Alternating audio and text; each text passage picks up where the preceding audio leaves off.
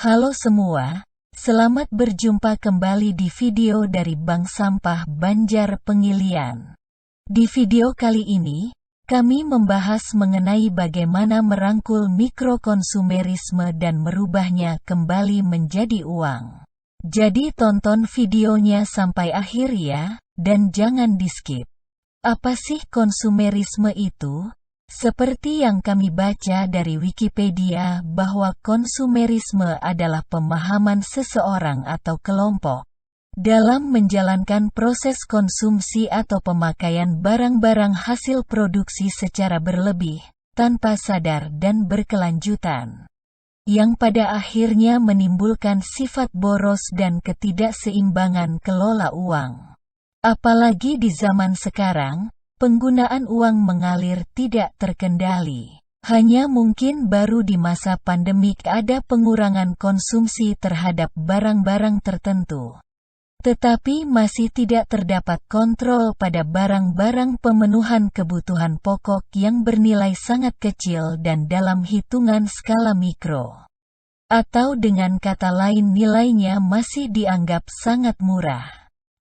Dan masih dianggap bisa dijangkau tanpa perlu berpikir keras. Seperti barang-barang yang kerap dibeli di toko kelontong ini, atau bahan keperluan dapur yang dicari di pasar atau warung sayur seperti ini. Kerap kali orang lupa atau tidak tahu, bahwa industri-industri besar yang memproduksi barang-barang yang dijual ke konsumen menggunakan packaging yang justru bisa diolah kembali.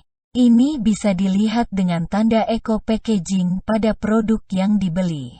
Akan tetapi pemahaman dari konsep daur ulang atau pengolahan kembali, tidak disosialisasikan oleh tim marketing suatu produk. Kita tidak pernah melihat iklan produk di TV yang mengajak untuk mengumpulkan bungkus atau packaging produk yang diiklankan.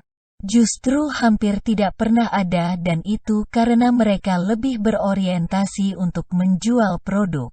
Tentu, jauh lebih mendatangkan untung besar, daripada mengajak konsumen mengumpulkan packaging dan menjualnya kembali ke si penjual produk. Tahukah Anda bahwa bahan baku dan biaya produksi dari packaging sebuah produk adalah jauh sangat rendah dari biaya produksi suatu barang?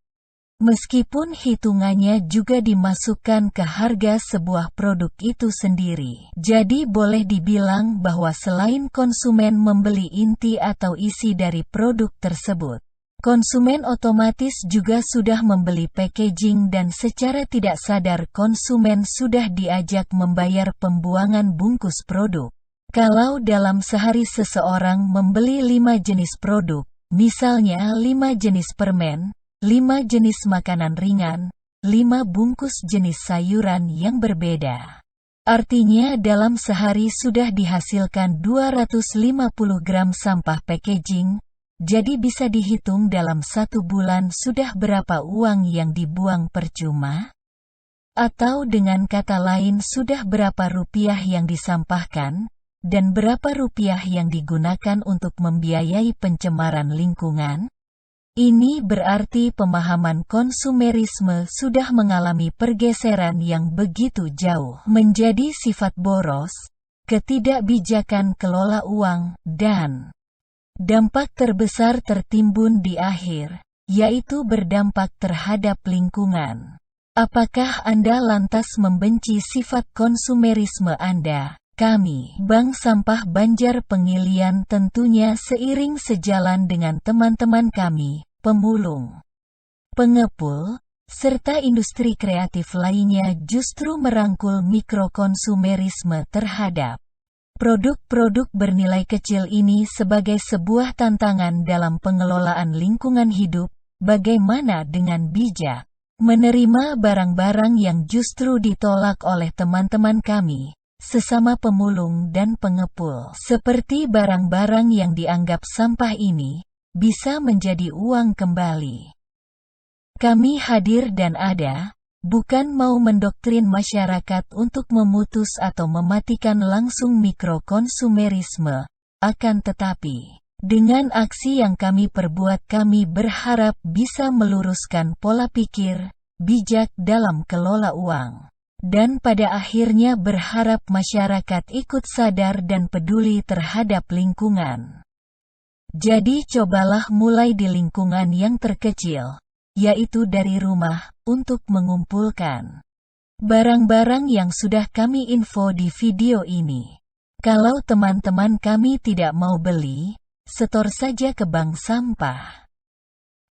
Kami hadir untuk memberi solusi, dan buat warga domisili di Banjar Pengilian, bisa disetor, ditabung atau diuangkan di loket kami dengan lokasi berikut. Nah, bagaimana sahabat bersih dan zero lover, sudah siap bijak kelola uang? Demikian video kami Bank Sampah Banjar Pengilian kali ini, semoga bermanfaat dan berfaedah. Terima kasih banyak sudah menyimak video ini sampai akhir. Salam bersih, salam sehat, salam bijak.